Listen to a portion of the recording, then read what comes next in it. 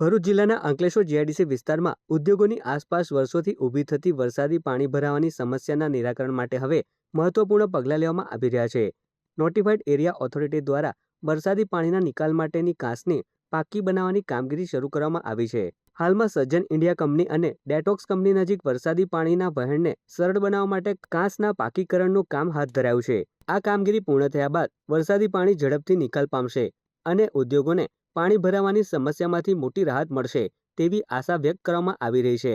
કાર્યની પ્રગતિની સમીક્ષા કરવા માટે નોટિફાઈડ એરિયા ઓથોરિટીના ચીફ ઓફિસર ચિંતન પટેલ સહિતના હોદ્દેદારોએ સ્થળ પર પહોંચી નિરીક્ષણ કર્યું હતું. અધિકારીઓએ કામગીરી ઝડપથી અને ગુણવત્તાપૂર્વક પૂર્ણ કરવાની સૂચનાઓ આપી હતી. અધિકારીઓના જણાવ્યા મુજબ આગામી દિવસોમાં અંકલેશ્વર જીઆઈડીસીના અન્ય વિસ્તારોમાં આવેલી કાંસને પણ પાકી કરવાની કામગીરી હાથ ધરાશે, જેથી ચોમાસા દરમિયાન પાણી ભરાવાની સમસ્યાનો કાયમી ઉકેલ આવી શકે. આજરોજ નોટિફાઈડ ઓથોરિટી દ્વારા જે ચોમાસામાં જે ઇન્ડસ્ટ્રીઓને જે પાણી ભરાવાના જે પ્રોબ્લેમ હતા એના સોલ્યુશનના પેટે આજરોજ અમે સજ્જન ઇન્ડિયા પાસે એસડબ્લ્યુડીનું કામ તથા ડેટોક્સ કંપનીમાં જે આવેલ કુદરતી કાંસને પાકી કરવાનું કામનું ખાતમુહૂર્ત કરેલ છે.